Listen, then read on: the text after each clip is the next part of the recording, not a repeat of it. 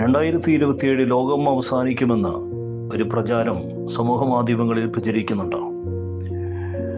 മാർപ്പാപ്പയുടെ മരണത്തിന് ശേഷം മലാക്കി പ്രവചനത്തോടുള്ള ബന്ധത്തിലാണ് 2027 ലോകം അവസാനിക്കുമെന്ന് പല വ്യക്തികളും ഇതിനെ ചൂണ്ടിക്കാണിക്കുന്നത്. യഥാർത്ഥത്തിൽ എങ്ങനെ നടക്കുമോ? ബൈബിൾ അനുസരിച്ച് നാം പഠിക്കുമ്പോൾ ഒരിക്കലും ഒരു സമയം, ഒരു ഡേറ്റ് നമുക്ക് കർത്താവിൻ്റെ വരവോടുള്ള ബന്ധത്തിൽ അല്ലെങ്കിൽ യേശുക്രിസ്തുവിൻ്റെ വരവിനോടുള്ള ബന്ധത്തിൽ, ലോകാവസാനത്തോടുള്ള ബന്ധത്തിൽ പ്രവചിക്കാൻ കഴിയില്ല. യേശുക്രിസ്തു പറഞ്ഞൊരു കാര്യമുണ്ട്, ഞാൻ കള്ളനെ പോലെ വരുമെന്നാണ്.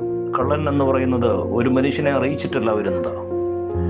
ആ കള്ളൻ്റെ സമയത്ത് കള്ളന് മാത്രമേ അറിയത്തുള്ളൂ അവൻ വരുന്ന സമയം. ഇതുപോലെ തന്നെയാണ് യേശുക്രിസ്തുവിൻ്റെ വരവ്.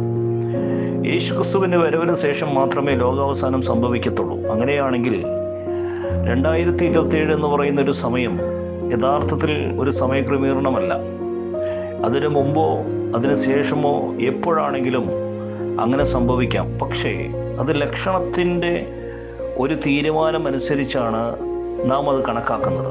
ലോകത്തിൻ്റെ ലക്ഷണങ്ങൾ വ്യക്തമായി തിരിച്ചറിയുമ്പോഴാണ് ലോകാവസാനവും യേശുക്രിസ്തുവിൻ്റെ രണ്ടാമത്തെ വരവും ഒക്കെ നമുക്ക് മനസ്സിലാക്കാൻ സാധിക്കുന്നത്. അതൊരു ഡേറ്റ് വെച്ച് മനസ്സിലാക്കാൻ സാധിക്കുന്നില്ല. ലോകത്തിൻ്റെ ലക്ഷണങ്ങളെന്ന് പറഞ്ഞാൽ, കഴിഞ്ഞ വീഡിയോയിൽ ഞാൻ പറഞ്ഞതുപോലെ തന്നെ ഇസ്രായേലിൽ ഒരു ദേവാലയം പണിയപ്പെടുന്നുണ്ട്. ആ ദേവാലയത്തിൻ്റെ പണി തുടക്കം കുറിക്കുമ്പോഴാണ് യേശുക്രിസ്തുവിൻ്റെ വരവ് ഈ ലോകത്തിൽ കടന്നു വരുന്നത്. അതാണ് അതിൻ്റെ ആദ്യ ലക്ഷണമെന്ന് പറയുന്നത്. അതോടൊപ്പമാണ് മറ്റു കാര്യങ്ങളെല്ലാം ഈ ലോകത്തിൽ നടക്കുന്നതും, ലോകത്തിൻ്റെ അവസാനത്തോടുള്ള ബന്ധത്തിലുള്ള യുദ്ധങ്ങളും ഈ ലോകത്തിൽ നടക്കുന്നതും അങ്ങനെ തന്നെയാണ്.